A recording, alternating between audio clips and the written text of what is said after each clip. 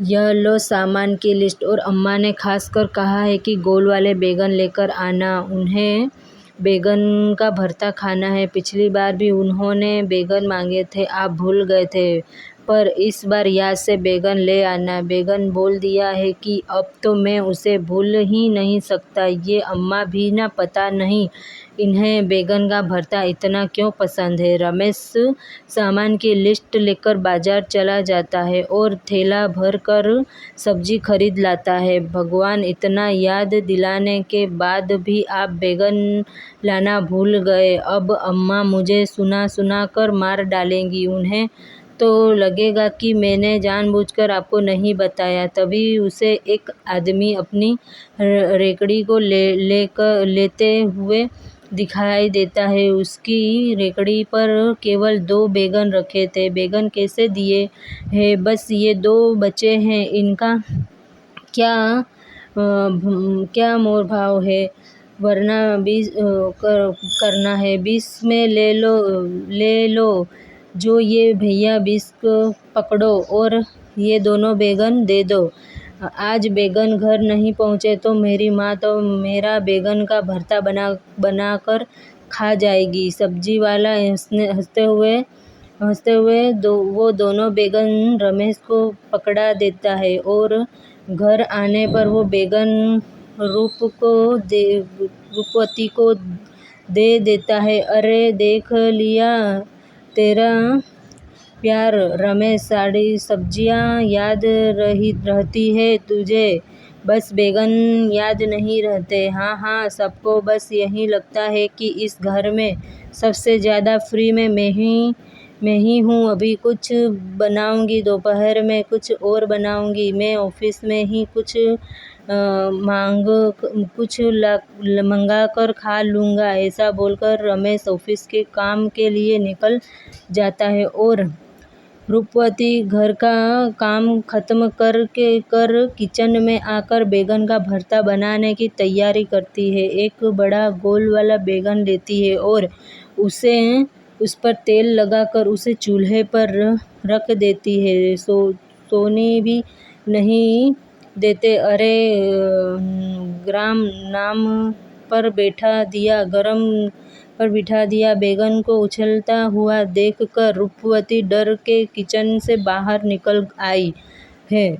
बैगन अपने आप को आग से हटा करके ठंडा पानी में डाल देता है। तभी रूपवती डरते डरते रसोई में आई है। वहाँ पर खड़े खड़े क्या देख रही हो? मैं ठंडा पानी में ठंड से काँप रहा हूँ। मुझे निकाल कर किसी कपड़े से पोंछ तो दो। अरे जरा आंखें खोल कर देखो, मैं बैगन ही हूँ, कोई भूत नहीं हूँ। ठंड के मारे अकड़ गया हूँ, जरा मुझे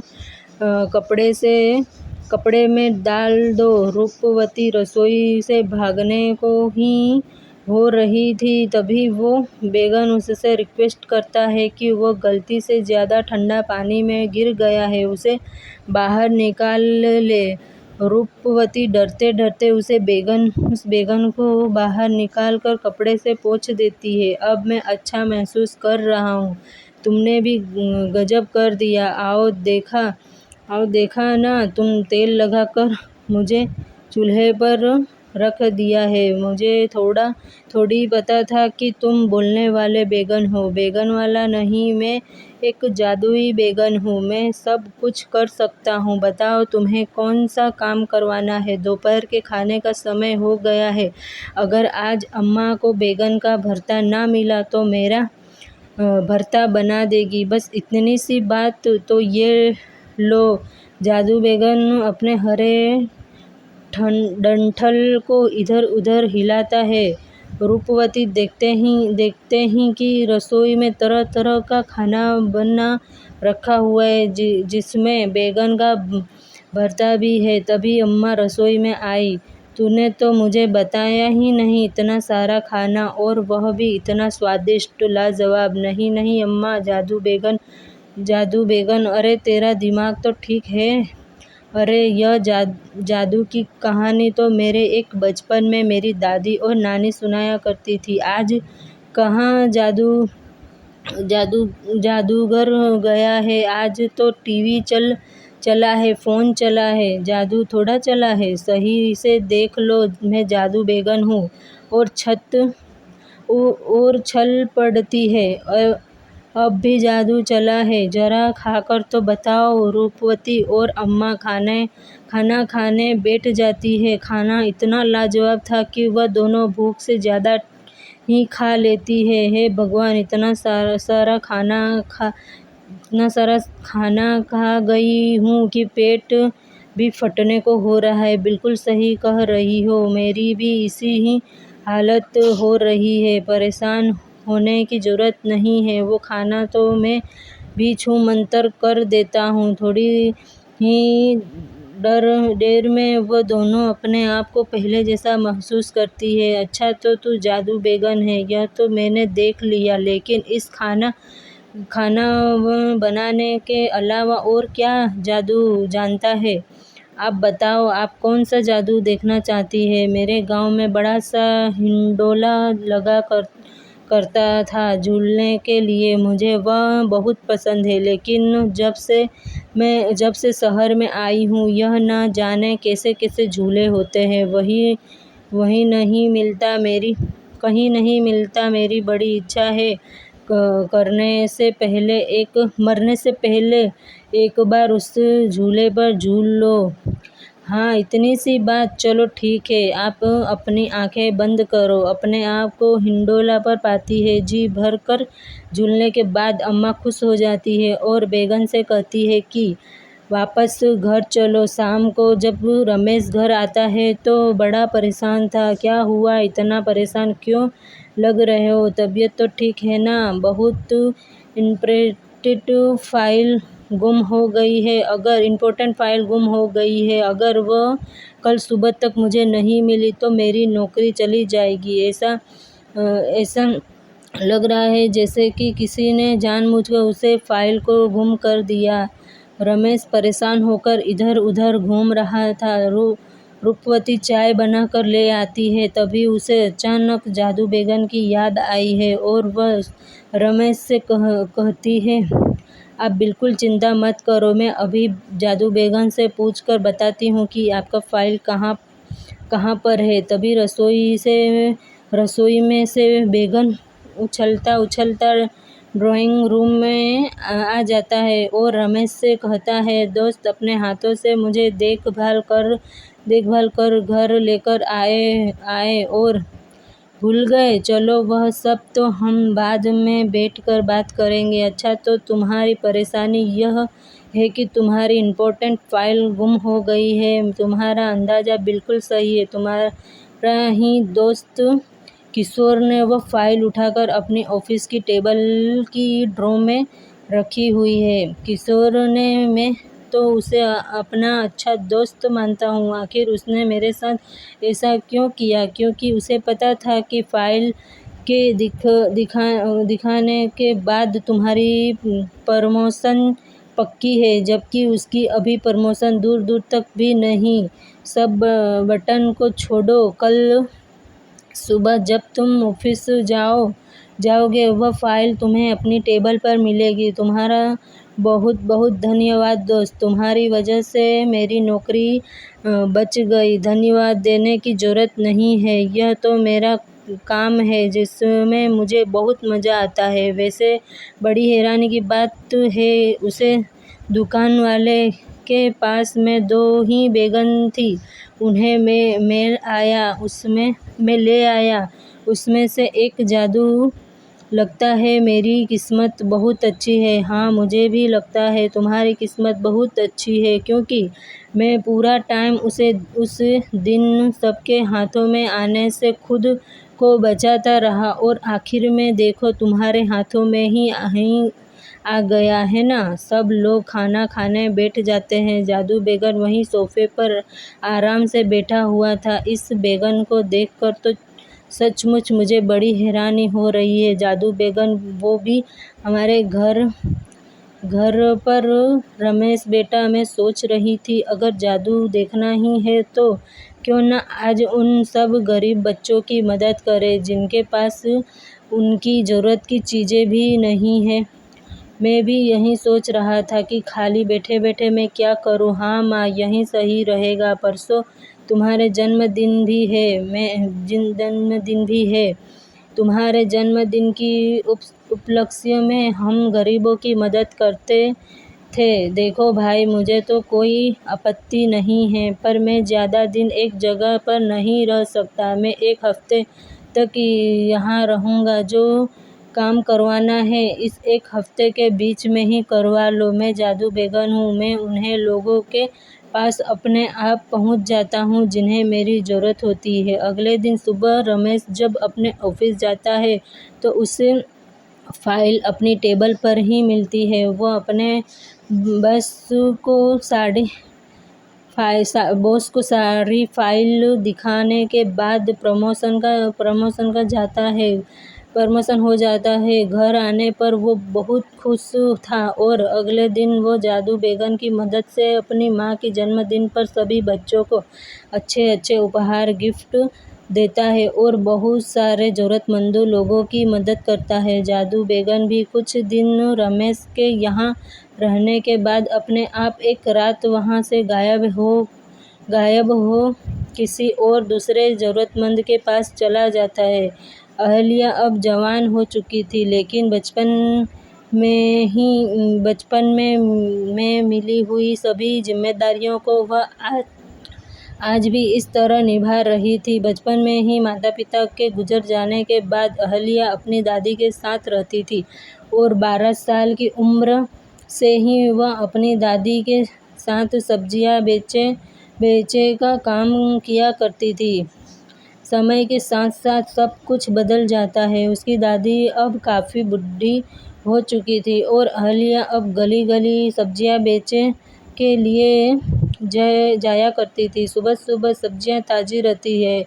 अहल्या कहाँ मेरे चक्करों में पड़ी हुई है। अरे मैं इतने हाथ पर चलते हैं कि मैं अपना समाज उठा सकती हूँ। हाँ, जा बेटा, जल्दी जा, काम को देर हो रही है। हाँ हाँ, बस करो दादी, मुझे पता है मेरे बाद घर में तुम कितने काम करती हो। चुपचाप यहीं बैठी रहती हो पूरा दिन। तुम्हें पता है मुझे तुम्हारी कितनी चिंता रहती है, इसलिए यह खाना पीना सब मैं यहाँ टेबल पर रख कर जाती हूँ। मेरी प्यारी दादी को किसी भी चीज़ की ज़रूरत हो तो वह उसे अपने पास ही मिले। न जाने कौन से पुण्य किया होंगे मैंने जो तेरी जैसी पोती मिली है। अब तो कोई राजकुमारी और तेरी शादी हो जाए। अपनी आँखों से वही सपना देखो जब पूरे हो सकते हैं। यह गरीबी की कुटिया है, यहाँ कोई राजकुमार नहीं आने वाला। चलो अब मैं चलती हूँ। अहल्या अपनी दादी को प्रणाम कर घर से निकल जाती है और सब्जियां बेचने के लिए गली गली घूमने लगती है। सब्जियां ले लो, ताज़ा ताज़ा सब्जियां ले लो।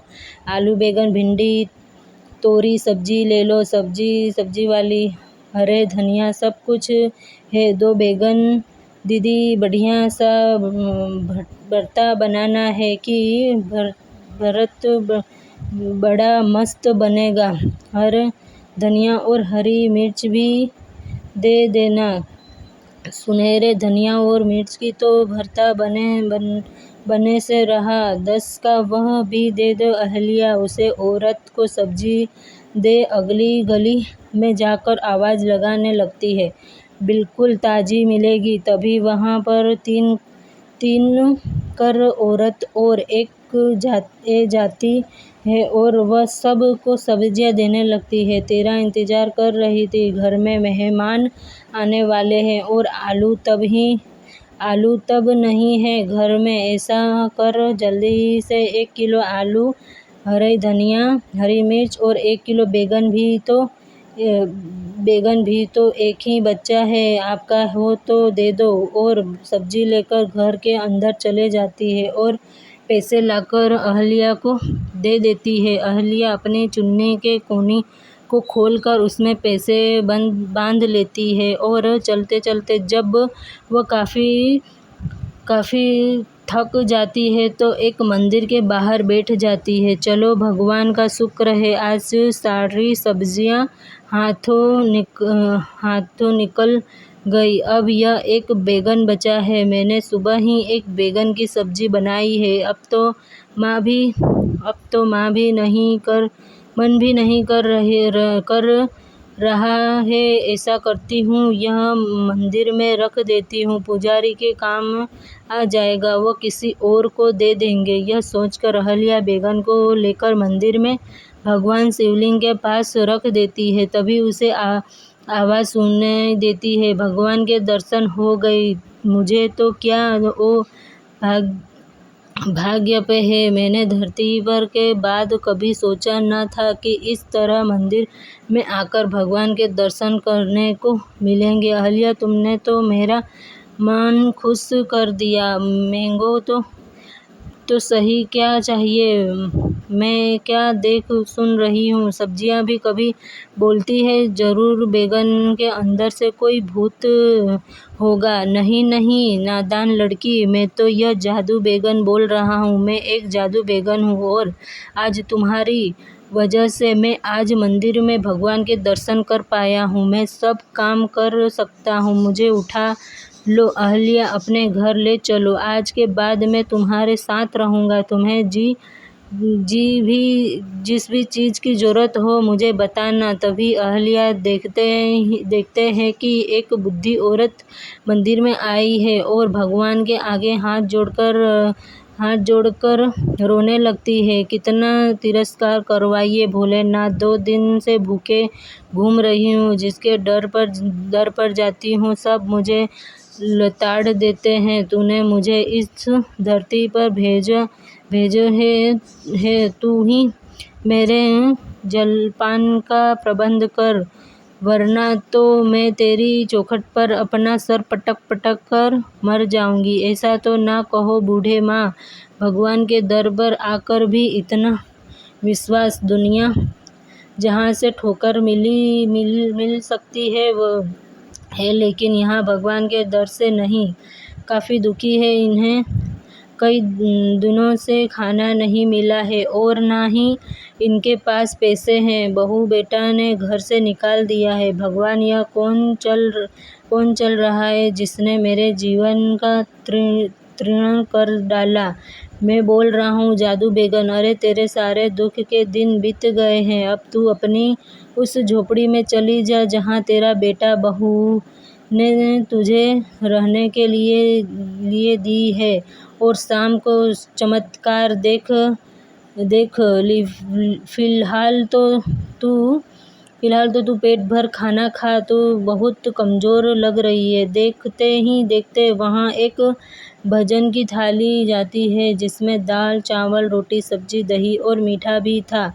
अहल्या तो हैरान थी, वह बुद्धि कई भी बड़ा हैरान थी। वह भजन करने लगी और अहल्या और जादू बैगन को आशीर्वाद देकर वहाँ से चली जाती है। जादू बैगन के खाने पर अहल्या उसे अपने साथ घर ले आती है। उधर शाम को बुद्धि कई की झोपड़ी में ही भगवान, यह मेरा छोटा सा बक्सा इतना चमक क्यों रहा है? वह डर कर जैसे ही अपने उसे छोटे से बक्से को खोलता है, हैरान हो जाता है। वह सोने से भरा हुआ था। तभी झोपड़ी में निकलते हुए रोशनी को देखकर उसके बेटे और बहू वहाँ आते हैं और बुढ़िया को सोने के साथ देकर उसके पर पकड़ लेते हैं। मुझे हमारे माफ़ कर दे। चल यहाँ झोपड़ी में, अब तू यहाँ रहने की ज़रूरत नहीं है। तू अब हमारे साथ रहे। हम जो आज तेरे साथ कर रहे हैं वही कल हमारी औलाद हमारे साथ करेगी। यह आए हो तो मैं तुम्हारे साथ चलती हूँ। हाँ, अगर तो मैं सोने के चमक को देखकर मेरे पास आए हो तो यह सोना ही काफ़ी है। मैं तुम जैसे ही बेटे और बहू और भी बना लूँगी। बुद्धि और माँ जादू बैगन को धन्यवाद देती है और अपने बेटा और बहू के साथ उसके घर उसके बड़े घर में चली जाती है। उधर अहल्या के साथ, अरे दादी ने अभी तक खाना नहीं खाया, लगता है इनकी तबीयत ठीक नहीं है। बहू बहुत आई, क्या बात है, तूने आज सुबह से खाना क्यों नहीं खाया? आज बिल्कुल भी मन नहीं था खाना खाने का। सुबह से बड़ी घबराहट हो रही है, बस भगवान से प्रार्थना कर रही थी कि मुझे इतनी जल्दी मत उठा। अभी तो मुझे तेरे हाथ भी पीले करने हैं। अरे दादी, हाथ पीले होते हुए तो तुम तब देखोगे ना जब तुम स्वस्थ रहोगी। चलो बैठो, जल्दी से खाना खाओ, मैं तुम्हें बिल्कुल ठीक कर दूंगा। तभी जादू बेगम से रोशनी निकलते हैं और अहल्या की दादी की चारपाई के चारों तरफ घूमने लगती है। देखते ही देखते उनके शरीर की सारी बीमारियां खत्म हो जाती है। भगवान, यह तो जादू बेगम है, इसने तो कमाल ही कर दिया। अब मुझे बहुत अच्छा लग रहा है, मैं अपने आप को जवान और तरोताज़ा महसूस कर रही हूँ। चलो दादी, अब जल्दी से खाना खाओ, तुम्हारी पोती भी सुबह से भूखी ही घूम रही है। वह दोनों दादी पोती खाना खाने बैठते हैं कि तभी दरवाजे पर दस्तक होती है। इस समय हमारे घर कौन आया होगा, पता चलेगा ना? दादी तुम बैठो, मैं देखती हूँ। अहल्या दरवाज़ा खोलता है तो देखते हैं कि सामने एक बड़ा ही सुंदर सजीला नौजवान खड़ा हुआ था। मैं तुम्हारा ही इंतज़ार कर रहा था। अरे, तुमने तो मेरी बात का बड़ा ही मान लिया था। तुम्हें पता है मैं तुम्हें कहाँ कहाँ ढूंढ रहा था? और तुम हो? प्रकाश को बातें करता हुआ देखकर अहल्या और उसकी दादी हैरान से दोनों की तरफ देख रही थी कि तभी प्रकाश दौड़कर आता है और बेगम को उठाकर गले से लगा लेता है। तो मैं क्या करता, घर छोड़कर ना आता? तो तुमने उस दिन कहा कि अगर तुम कोई मेरे लिए लकड़ी ढूंढ सकते हो तो ढूंढो, तो मैंने तुम्हारे यह एक अच्छी और सच्ची और उलझी हुई लड़की देख ली है। अरे, तुम दोनों तो लगता है एक दूसरे को जानते हो। आपस में क्या खिचड़ी पक रहे हो? जरा हमें भी तो बताओ। यह प्रकाश है, मैं इसी के पास ही रहता हूँ। हम बहुत पुराने दोस्त हैं। प्रकाश में माता पिता चाहते हैं कि उसकी शादी एक बड़ी ही समझदार लड़की के साथ हो जाए, लेकिन वह ऐसी लड़की ढूंढ नहीं कर रहे थे। मैंने प्रकाश से कहा, तुम अपने लिए खुद एक लड़की ढूंढ लो। तब उसने गुस्से में कहा कि अगर तुम्हें ढूंढना है तो ढूंढ लो। फिर मैं गुस्से से वहाँ से गायब हो गया और अहल्या के पास आ गया। एक बहुत ही प्यारी लड़की है। और प्रकाश, मैंने तुम्हारे लिए अहल्या को पसंद कर लिया है। यह सुनकर अहल्या शर्मा जाती है। प्रकाश अहल्या को ध्यान से देखा है तो वह अहल्या को अपना दिल दे बैठता है। दादी माँ, अगर आपकी इज्जत हो तो क्या मैं अपनी माता पिता को यहाँ बुला सकता हूँ? वह दोनों आपस में मेरी शादी की बात कर लेंगे। हाँ बेटा, क्यों नहीं, मैं भी अपनी पोती का विवाह करना चाहती हूँ। प्रकाश अहल्या से पूछता है और अहल्या भी हाँ बोल देती है। फिर प्रकाश वहाँ से चला जाता है और जादू बेगम अहल्या के घर को बड़ा सुंदर बना देता है। उसके पास सुंदर सुंदर कपड़े रख देता है। अब तो तुम भी राजकुमारी दिखाई दे रही हो। प्रकाश अपने माता पिता को लेकर आता है और कुछ दिनों बाद प्रकाश और अहल्या की धूमधाम से शादी हो जाती है और प्रकाश दादी को भी अपने साथ ले जाता है। यह देखकर जादू बेगम खुशी से झूमने लगता है।